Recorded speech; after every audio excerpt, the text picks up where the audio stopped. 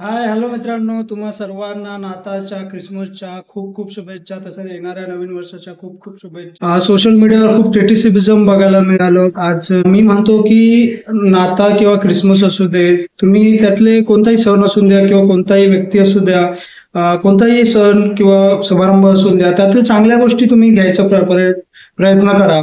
आता Christmas Santa Claus म्हणजे कोण असतो? तर माझ्या मते सांता क्लॉज म्हणजे दुसऱ्यांच्या आयुष्यात आनंद देणारा व्यक्ती, प्रत्येकाला काही ना काही देऊन जाणारा एक व्यक्ती म्हणजे सांता क्लॉज. लहानपणी आपण ऐकलं असेल शाळेत असताना, आजही आपण शाळेतल्या मुलांना सांगतो की 25 डिसेंबरला सांता क्लॉज येतो आणि आपल्या उशा शेजारी गिफ्ट ठेवून जातो. आणि लहान मुलं क्युरिओसिटीने का होईना पण त्या सांता क्लॉजची आणि सांता क्लॉज कडून मिळणाऱ्या गिफ्टची वाट बघतात. आणि आजही कॉर्पोरेट्समध्ये सिक्रेट सांताच्या उद्देशाने का होईना पण गिफ्ट देवाणघेवाणीचा किंवा कॉर्पोरेट्समध्ये व्यवसायाच्या ठिकाणी वर्षाअखेरीस थँक्स गिव्हिंग हा एक सेरेमनी राबवली जाते. ती म्हणजे या वर्षभरात ज्या ज्या व्यक्तींच्या या कंपनीला साथ लाभली त्यांचं आभार मानायचं, ज्या कलिग्सची आपल्याला साथ मानली त्यांचे आभार मानायचं, काहीतरी त्यांना गिफ्ट, एक token of appreciation, token of gift देऊन त्यांचं आभार मानायचं. ही प्रथा मुळात नक्कीच पाश्चात्य असेल, पण त्यातलं चांगलेपण आहे ते आपण घ्यावं ना.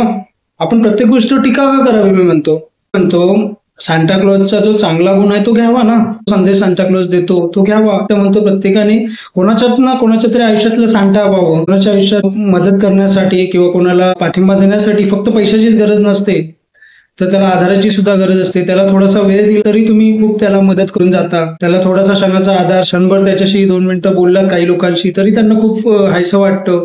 आणि त्यांच्यासाठी की तुम्ही नकळत का होईना केलेली एक मदत असते. म्हातारी माणसं असतात ज्यांचे मुलं मुली बाहेर शिकत असतात, ते घरी एकटे राहतात, त्यांना त्यांच्याशी जाऊन बोला, त्यांच्यासोबत थोडा वेळ घालवा. अनाथ आश्रमात ज्यांना आई वडील नाहीत, ज्यांना पालक काय असतात हे माहिती नाही, अशा मुलांसोबत वेळ घालवा. नक्कीच तुमचा वेळ सुद्धा खूप चांगला जाईल. तुम्ही त्यांना एक मायेची ठेवण देऊनच जाल, पण ती मुलं सुद्धा नकळत तुम्हाला काहीतरी एक देऊन जातील. तुम्हाला प्रेम, निरागसतेची ठेवण एक देऊन जातील. निरपेक्ष प्रेम काय करावं ते सुद्धा ती मुलं तुम्हाला शिकवून जातील. वृद्धाश्रमातील आजी आजोबांचा, वयस्कर व्यक्तींचा आशीर्वाद घ्या, त्यांच्यासोबत वेळ घालवा. त्यांच्याशी बोलायला कोण नसतं, त्यांच्यासोबत थोडे 10 मिनिटं घालवा.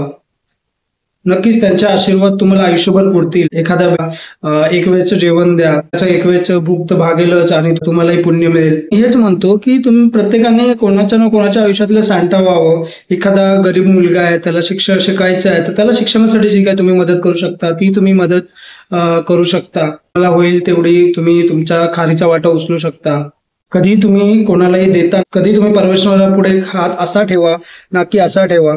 तुम्ही जेव्हा मागताय तेव्हा तुम्हाला झोळी अपुरी पडेल, पण जेव्हा तुम्ही असा हात ठेवताय, जेव्हा तुम्ही देत राहताय तेव्हा तुमची झोळी कायम भरतच राहील. हात असा ठेवा, देणारा ठेवा, आणि देणारे हात कधीच खाली राहणार.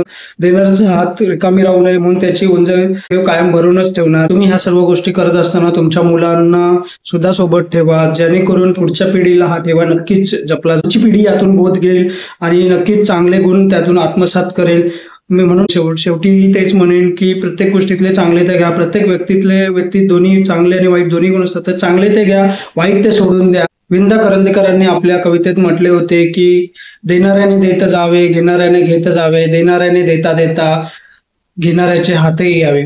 घेणाऱ्याचे हात घ्यावे म्हणजे या शेवटच्या ओळीचा अर्थ काय? तर घेणाऱ्याने घेता घेता हळूहळू त्याची देण्याची वृत्ती घ्यावी, हेच यातून सांगायचं होतं. या व्हिडिओतून नक्कीच तुम्हाला काहीतरी बोध मिळाला असेल, तर व्हिडिओ आवडल्यास लाईक आणि शेअर करायला विसरू नका मित्रांनो. ज्यांनी अजूनही सबस्क्राईब केलं असेल त्यांनी सबस्क्राईब करा. पुन्हा भेटूया लवकरच नव्या व्हिडिओत.